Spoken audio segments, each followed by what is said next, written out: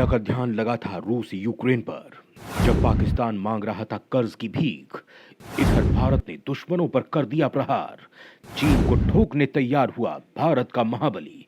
भारत के अक्साई चिन में कोहराम मचाने को है रेडी। तो क्या मोदी अक्साई चिन पर करने वाले हैं मिशन? दोस्तों, फिलहाल रूस यूक्रेन युद्ध पर पूरी दुनिया अपना हिसाब किताब करने में लगी हुई है। कितना कितना नुकसान हुआ, किसको कितना फायदा हुआ।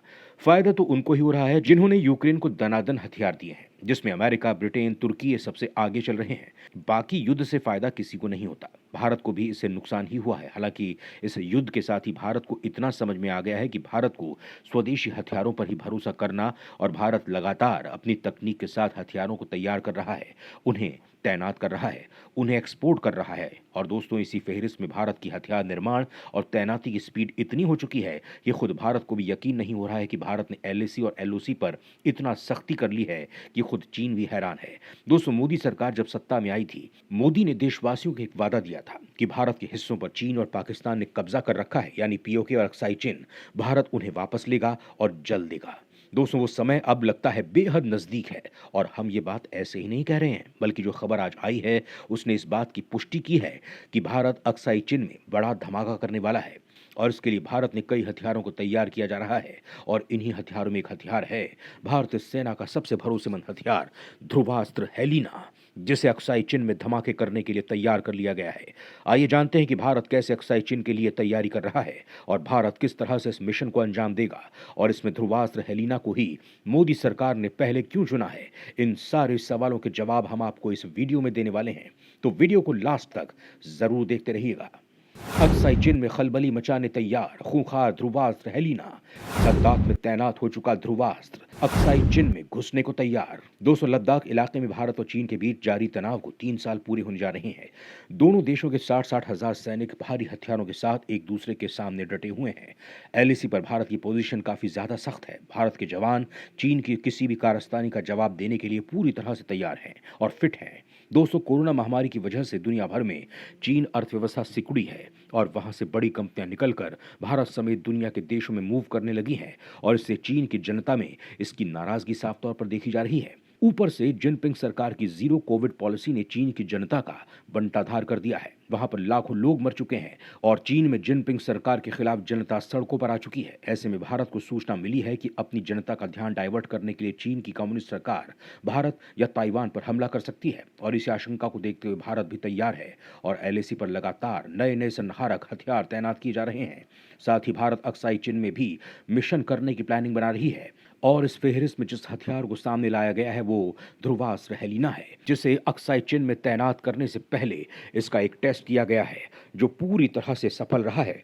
हम आपको बता दें कि आखिर इस इलाके के लिए क्यों हेलिना को ही चुना गया है। दरअसल दोस्तों, भारत ने पूरी लद्दाख में ऐसी एक और संहारक हथियार ध्रुवास्त्र हेलिना का सफल ट्रायल किया है। ये एक एंटी टैंक गाइडेड मिसाइल है जिसे डीआरडीओ ने भारतीय सेना के साथ मिलकर तैयार किया है। इस मिसाइल को स्वदेश में निर्मित अटैक हेलीकॉप्टर रुद्र से लद्दाख की पहाड़ियों में दागा गया। इसके लिए एक वाहन को टैंक का रूप देकर लद्दाख की ऊंची पहाड़ियों के नीचे खड़ा किया गया था।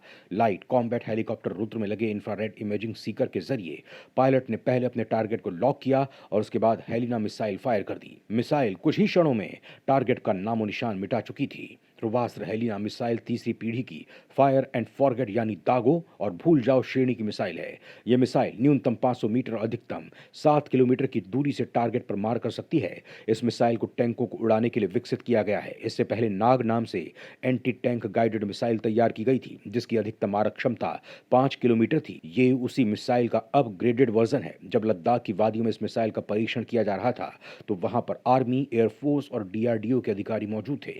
अक्साई चीन की वापसी के लिए आखिर ध्रुवास्त्र हेलिना को ही क्यों चुना गया? दरअसल दोस्तों, चीन ने अपने कब्जे वाले लद्दाख के इलाके में हल्के वजन वाले टैंकों के बेड़े तैनात कर रखे हैं। इसके जवाब में भारत ने भी अपने खतरनाक टैंक अर्जुन और T-90 लद्दाख में उतार रखे हैं, जो चीन की किसी भी चाल का तुरंत जवाब दे सकते हैं। अब चीनी टैंकों के उनके ही इलाके में परखच्चे उड़ाने के लिए ध्रुवास्त्र हेलिना पर काम चल रहा है। इस मिसाइल की मदद से भारत अक्साई चिन में घुसकर चीनी टैंकों को निशाना बना सकेगा। इस मिसाइल का पिछले साल अप्रैल में भी 2 दिनों तक लद्दाख में ट्रायल किया गया था। लगातार 2 साल ट्रायल के बाद अब इस मिसाइल का बड़े पैमाने पर उत्पादन शुरू करने की तैयारी है। फिलहाल इस मिसाइल की लागत कम करने की कोशिश की जा रही है। माना जा रहा है कि इस तरह की एक मिसाइल की कीमत 1 करोड़ रुपए से कम रहेगी। भारतीय सेना की ओर से इस तरह की 500 मिसाइलों और 40 लॉन्चरों के ऑर्डर देने की उम्मीद है। इसके बाद हेलीकॉप्टर रुद्र में इन मिसाइलों को फिट करके पूरी एलएसी पर तैनात कर दिया जाएगा।